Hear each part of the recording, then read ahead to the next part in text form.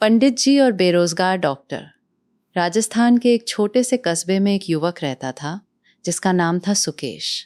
सुकेश बहुत मेहनती और होशियार था, लेकिन नौकरी की तलाश में उसे बार बार निराशा ही हाथ लगी।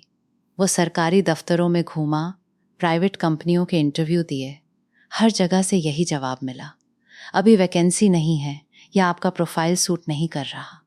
महीनों की बेरोजगारी ने उसे सोचने पर मजबूर कर दिया। एक दिन उसने अपने दोस्त से कहा, भाई अब नौकरी नहीं मिल रही तो खुद कुछ कर लेते हैं। दोस्त ने मजाक में कहा, डॉक्टर बन जा। सुकेश ने सोचा और मुस्कुराते हुए बोला, क्यों नहीं, लेकिन असली डॉक्टर बनने के लिए तो सालों लग जाते हैं। मैं कुछ और ही करता हूँ। उसने अपने छोटे से घर के सामने एक पुरानी दुकान को साफ सुथरा करके एक क्लिनिक बना लिया। बाहर एक बड़ा सा बोर्ड लगाया जिस पर बड़े बड़े अक्षरों में लिखा था, 300 रुपए में इलाज करवाइए, इलाज न हुआ तो 1000 रुपए वापस। ये बोर्ड देखकर पूरा कस्बा हंस पड़ा। लोग कहने लगे, ये क्या नया चक्कर है, 300 में इलाज और न हुआ तो 1000 वापस, ये तो घाटे का सौदा है। लेकिन सुकेश बिल्कुल निश्चिंत था। उसने अंदर एक टेबल, 2 कुर्सियां, एक पुराना स्टूल और कुछ खाली बॉक्स लगा दिए। एक नर्स की ड्रेस पहने अपनी बहन को भी साथ रख लिया। क्लिनिक का नाम रखा राजस्थानी हेल्थ केयर। पहले कुछ दिन तो कोई आया नहीं। फिर एक दिन कस्बे के प्रसिद्ध पंडित जी, जिनका नाम था पंडित राम प्रसाद शर्मा, क्लिनिक के सामने से गुजर रहे थे। बोर्ड पढ़कर उनकी आंखें चमक उठी। उन्होंने सोचा, अरे वाह, 1000 रुपए कमाने का शानदार मौका है। मैं इस लड़के को उल्लू बनाकर पैसे वसूल लूंगा। पंडित जी क्लिनिक के अंदर घुसे और सुकेश से बोले, बेटा मुझे किसी भी चीज़ का स्वाद नहीं आता, खाना बिल्कुल फीका लगता है, मेरा इलाज कर दो। सुकेश मुस्कुराया और शांत स्वर में बोला, कोई बात नहीं पंडित जी।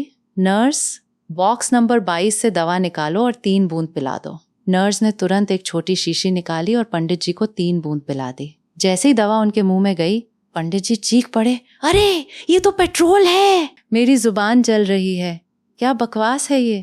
सुकेश हंसते हुए बोला, मुबारक हो पंडित जी, आपको टेस्ट महसूस हो गया, मतलब इलाज हो गया। अब लाइए 300 रुपए। पंडित जी का चेहरा लाल हो गया। उन्होंने गुस्से में पैसे दिए और सोचते हुए बाहर निकले, इस बदमाश को मैं अभी दिखाता हूँ। कुछ दिन बाद पंडित जी फिर से क्लिनिक पे पहुंचे। इस बार उन्होंने नया प्लान बनाया था। वे सुकेश के सामने बैठे और बोले, साहब मेरी याददाश्त बहुत कमज़ोर हो गई है, कुछ भी याद नहीं रहता, क्या इलाज है। सुकेश ने बिना किसी भाव के कहा, ठीक है। नर्स, फिर बॉक्स नंबर 22 से दवा निकालो और 3 बूंद पिला दो। नर्स ने वही शीशी निकालकर 3 बूंद पंडित जी को पिला दी। पंडित जी फिर चीखे, अरे ये तो वही पेट्रोल है, तुम मुझे फिर से ठग रहे हो। सुकेश शांतिपूर्वक बोला, अरे पंडित जी, आपकी याददाश्त तो वापस आ गई। आपने तुरंत पहचान लिया कि ये वही दवा है जो जुबान के टेस्ट के लिए थी। इलाज सफल, लाइए 300 रुपए। पंडित जी इस बार और भी ज्यादा गुस्से में थे। उन्होंने पैसे दिए और बाहर निकलते हुए मन ही मन बदला लेने की ठान ली। तीसरी बार लगभग 1 हफ्ते बाद पंडित जी फिर आए। अब वे सीधे सुकेश के सामने बैठ गए और बोले, देखो बेटा, मेरी नज़र बहुत कमज़ोर हो गई है, दूर की चीज़ें बिल्कुल दिखाई नहीं देती, तुम्हारे पास इसकी कोई दवाई है। सुकेश ने थोड़ा सोचा और फिर बोला, पंडित जी इसकी दवाई तो मेरे पास नहीं है। पंडित जी की आंखों में चमक आ गई। उन्होंने सोचा, अब तो 1000 रुपए वापस मिलेंगे। वे खुशी से बोले, तो फिर बोर्ड के अनुसार मुझे 1000 रुपए वापस कर दो। सुकेश ने जेब से एक नोट निकाला और पंडित जी की तरफ बढ़ाते हुए बोला, लो, ये लो 1000 रुपए।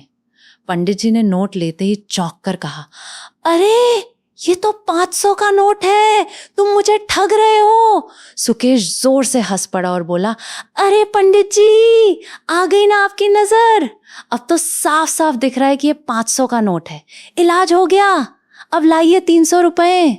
पंडित जी के मुंह से बोल नहीं निकला। वे हैरान और गुस्से से भरे हुए खड़े रह गए। पूरा क्लिनिक हंसी से गूंज उठा।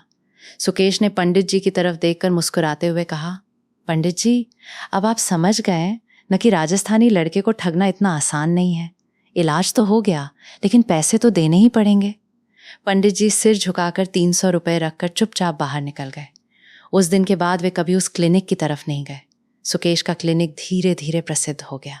लोग मजाक में कहने लगे, अगर तुम्हें कोई बीमारी नहीं है तो भी सुकेश के क्लिनिक जाकर इलाज करवा लो, कम से कम हंसी तो ज़रूर आएगी। वैसे भी हंसी सबसे अच्छी दवा है।